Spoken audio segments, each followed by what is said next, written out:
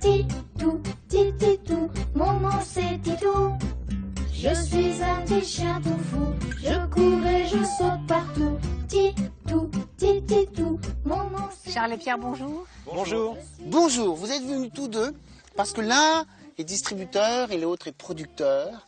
Et vous nous présentez un produit qui est, enfin produit c'est moche de parler comme ça, mais l'objet d'un travail de longue haleine dans lequel vous nous racontez le bruit des animaux dans différentes circonstances. Oui, les cris, les chants.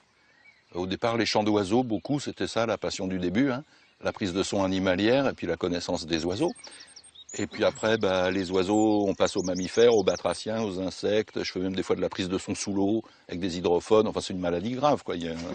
L'enregistreur est toujours à la porte. Voilà, c'est... Parce que c'était votre métier pendant de longues années. Ouais, je travaillais dans le son, on va dire, à Radio France. Hein? Bravo. Par exemple, alors le chant des oiseaux, Oui. ça c'est intéressant. C'est vrai qu'on les entend, mais on ne sait pas forcément les reconnaître. Mais il y a des animaux dont j'ignore tout au niveau du son. Par exemple, le castor. Comment ça parle? Quel genre de bruit ça fait un castor? Le castor, ça fait pas beaucoup de bruit. Il y a un son, quand on observe le castor, c'est le cri d'alarme du castor. En fait, c'est pas un cri, il frappe la surface de l'eau avec sa queue. Ça fait un énorme splash et c'est tout le monde va se cacher à ce moment-là. Mais là, dans ce disque, il y a une prise de son spéciale, puisque le micro a été caché dans la hutte du castor. Ah bon? Et donc, on a les discussions et on a l'ambiance à la maison. Quel bruit fait le castor chez lui? Il ronfle. Bon, il y en a un qui ronfle, là. Il a l'air assez corpulent, on dirait carrément un homme qui ronfle. Il y a un bébé qui criaille un peu parce qu'il a faim, j'imagine. Alors, il pleurniche, on dirait un petit bébé humain. Et le père, comme il a mangé beaucoup de végétaux un peu frais, il ronfle et il pète en dormant. Non, mais il faut dire que tout ça, justement, est présenté d'une façon fort intéressante dans la mesure où il y a du texte, il y a des images, il y a des dessins, Il y a des chansons. on raconte des histoires, il y a des chansons. Et puis, effectivement, Alors, non, après, on peut, tout ça s'illustre de manière sonore. J'aime bien l'idée aussi de fabriquer d'aider les jeunes à devenir des naturalistes. Des fois, c'est un déclic, des fois, c'est un objet, c'est un livre, c'est un disque, c'est une rencontre. Et j'aime bien l'idée de fabriquer des petits naturalistes, de leur donner les outils. Par exemple, j'ai fait un disque, c'est exactement celui que j'aurais aimé qu'on m'offre quand j'avais 10 ans. Ça, c'est un bon point de vue. Voilà. Et C'est lequel? c'est le jaune, l'ABC de la nature. Parce que ça touche à tout. Il y a des oiseaux, des mammifères, des batraciens, des insectes. C'est une vraie petite encyclopédie des sons de la nature. Et moi, je trouve ça très plaisant. Puis j'ai mis plein d'infos dedans. Il y a moyen d'apprendre plein de trucs, quoi. Moi, j'aimerais bien qu'on fasse reconnaître des cris. On va voir si on les reconnaît. J'aime bien. Alors, celui qu'on entend là, c'est qui? C'est pas le merle, Stéphane. C'est pas les tourneaux. C'est pas des tourneaux. Charles? Ça va être quoi, ça? Qui, pardon? On connaît, mais c'est qui? Oui, c'est commun. Hein. Bon, je donne la réponse. Oui, on donne notre langue. Ouais, c'est la grive musicienne. Grive musicienne.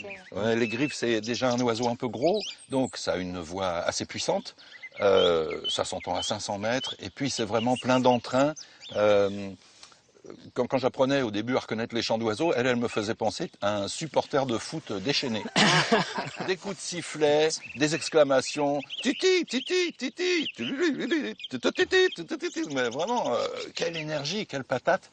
Et bon, c'est facile à reconnaître. En général, les chants d'oiseaux, c'est facile à reconnaître. Hein. Comme on n'a pas appris ça à l'école, qu'on n'y connaît rien, on se dit, oh là là, c'est trop compliqué, il y en a des dizaines de sortes, là, là. Mais en fait, il n'y a pas deux chants qui se ressemblent. Du moment qu'on n'est pas sourd, on a des chances d'y arriver. C'est pas compliqué. C'est fou quand même la puissance du son par rapport à la taille de l'animal chez l'oiseau. Ah oui, il y a des choses extraordinaires, comme le troglodyte, qui est un de nos plus petits oiseaux.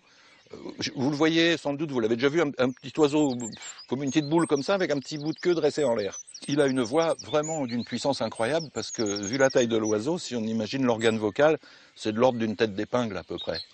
Et ça s'entend à plusieurs centaines de mètres. C'est vraiment... c'est sidérant. Il y a les disques de belle ambiance. Je fais les disques de belle ambiance. Bon, c'est cool, c'est joli, c'est très agréable. Et les disques pour apprendre.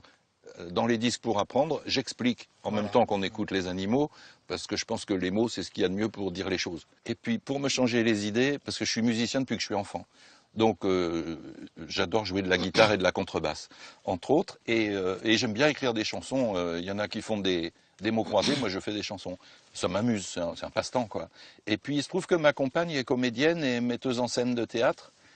Donc en mélangeant tout ça, on arrive à faire des disques pour enfants où il y a des comédiens qui jouent l'histoire Ce n'est pas nous qui racontons l'histoire. On a viré tout ce qui était narratif et on rentre là-dedans comme dans du cinéma sonore.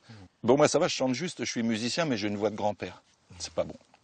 Alors je fais chanter des petits-enfants d'une école de musique dans la Drôme, à Livron, où ils travaillent pendant 6 mois les chansons, et c'est des petits. Hein. Et au bout de 6 mois, je peux aller les enregistrer, mais du coup, les chansons, elles sonnent vraiment comme c'est des petits-enfants qui chantent. Quoi. Et voilà, ça c'est plaisant. Puis évidemment que là-dedans, je mets plein de sons de bestioles, parce que c'est encore des histoires de nature. Je m'en sors pas. Pierre et Charles, merci. Merci beaucoup. Merci à vous. Merci d'être venu de si loin pour nous parler de ces choses merveilleuses de la nature et de ce que vous avez dans la tête.